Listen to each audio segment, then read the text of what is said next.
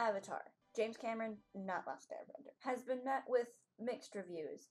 Many people have compared it to Disney's Pocahontas. Looking at the storyline, this is simply just not the case. Plot point for plot point, Avatar most similarly resembles Kevin Costner's Dancing with Wolves. Think about it. There's a military guy who gets injured as our protagonist. He meets a native tribe and a female protagonist who teaches him how to live with the tribe.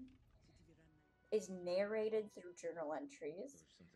The male protagonist ends up in a moral dilemma between helping his original people and helping his new people. The two protagonists fall in love. The native tribe ends up driving out the invaders.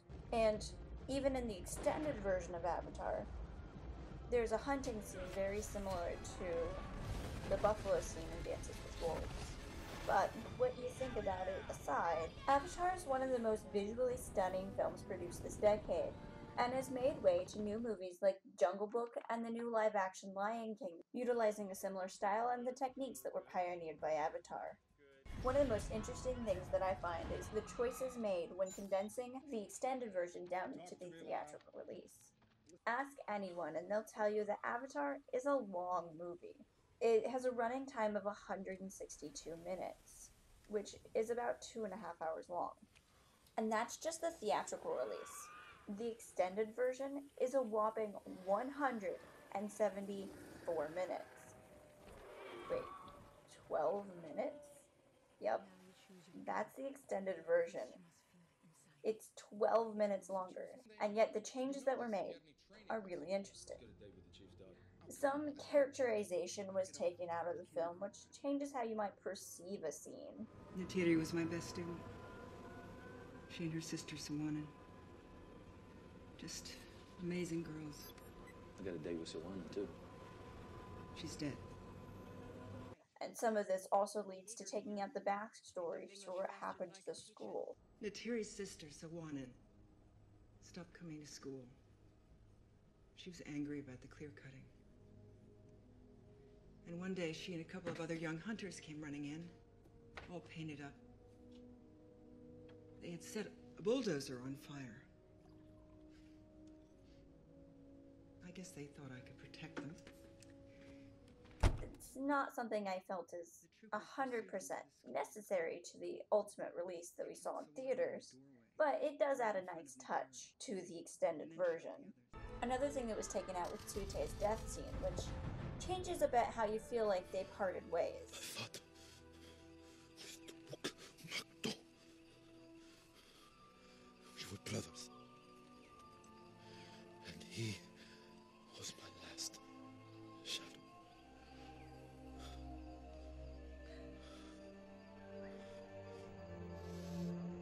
But the thing that was most interestingly changed is the beginning sequence.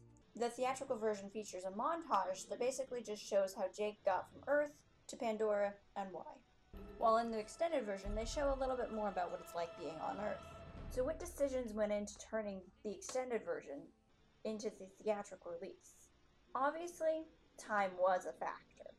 The average American attention span is about 12 to 8 seconds, which, let's face it, is a wee bit shorter than the average movie. So, the shorter and snappier you can make a 2-hour-plus movie, the better. So what gets taken out to condense the sequence into the basics? Let's look at what the sequence contains. A pleasant intro that lets you know the main character is injured and dreams of more. Images of Earth, learning about how advanced cloning has become, the tigers, the main character's resolve, angst against injustices, learning about how Jake's brother died, seeing the crematorium, being presented with the opportunity to join the Avatar program, and Jake watching his brother burn right before waking up from cryo. But what's important and what will make a good story? I mean, any major plot point that gets us from point A to B is obviously important. So, learning of the Avatar program these days, and it's definitely important to know that your main character's handicapped. But that kind of just leaves us with this. When I was lying there in the VA hospital, with a big hole blown through the middle of my life, I started having these dreams of flying. I was free.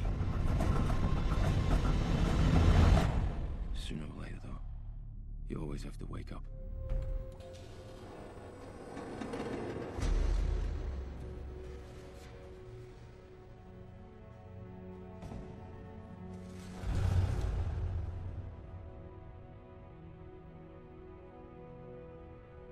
Jesus, Tommy. Strong prey on the weak. A guy with a knife took all Tommy would ever be. For the paper in his wallet.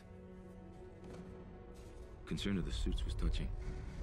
Your brother represented a significant investment. And since your genome was identical to his, you could step into his shoes.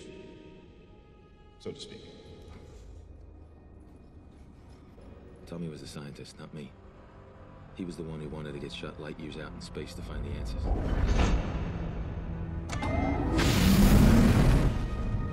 Me, I was just another dumb grunt getting sent someplace he was gonna regret.